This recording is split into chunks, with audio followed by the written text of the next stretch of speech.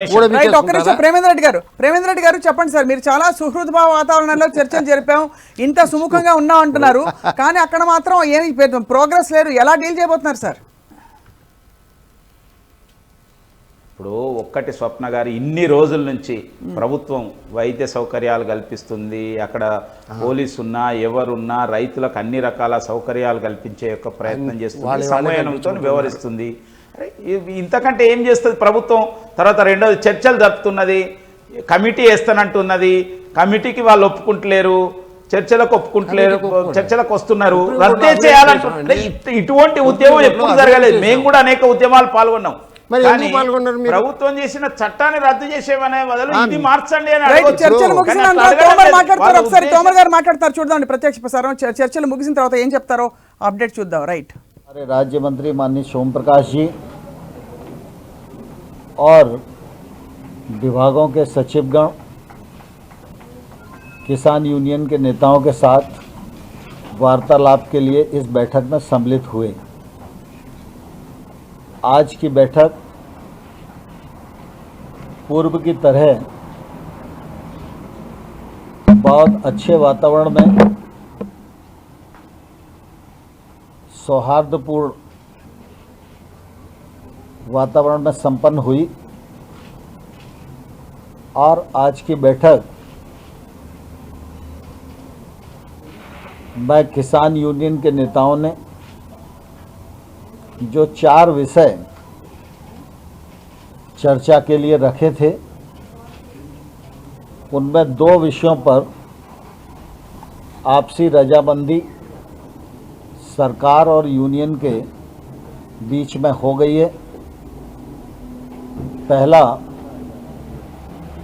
जो एनवायरनमेंट से संबंधित ऑर्डिनेंस है, उसमें फराली और किसान सम्मिलित हैं। उनकी शंका थी कि किसान को इसमें नहीं होना चाहिए। सरकार ने कहा है कि हम आपकी चिंता से वाकिफ़ हैं और इस मामले में दोनों पक्षों में रजामंदी हो गई है। दूसरा, इलेक्ट्रिसिटी एक्ट जो अभी आया नहीं है, लेकिन उन सबको लगता है कि अगर इलेक्ट्रिसिटी में ये रिफॉर्म आएगा तो इससे किसानों को नुकसान होगा। किसानों की सिंचाई के लिए जो विद्युत की सब्सिडी दी जाती है, वो राज्य जिस प्रकार से पहले से देते रहे हैं वैसी ही चलनी चाहिए, ऐसी यूनियंस की मांग थी। उस मांग पर भी यूनियन और सरकार के बीच में रजामंदी हो गई है। एजेंडे में 4 पॉइंट थे, 4 में से 2 यानी 50% रजामंदी आज की बैठक में हो गई है और ये बहुत ही सुखद वातावरण में संपन्न हुई और इससे दोनों पक्ष में एक अच्छे प्रकार के माहौल का निर्माण हुआ। 3 कानून, जिनमें 2 नए कानून हैं, 1 संशोधन है, इनको रिपील करने की बात यूनियंस करती रही हैं और हम लोगों ने अपने तर्कों से उनको यह बताने की कोशिश की कि किसान की कठिनाई कहाँ है और जहाँ कठिनाई है वहाँ खुले मन से सरकार विचार करने को तैयार है। इसी प्रकार से एमएसपी के विषय में भी सरकार पहले ही यह कहती रही है कि एमएसपी जारी है, जारी रहेगी। पिछले बार जब हमने प्रस्ताव दिए थे उस समय भी हमने ये कहा था कि एमएसपी जारी रहेगी, ये लिखित में सरकार देने को तैयार है।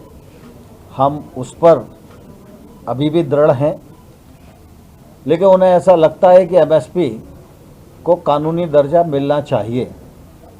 तो कानून के विषय में और एमएसपी के विषय में चर्चा अभी पूर्ण नहीं हुई है, चर्चा जारी है और हम लोग 4 तारीख को 2 बजे फिर से इकट्ठा होंगे और इन विषयों पर चर्चा को आगे बढ़ाएंगे।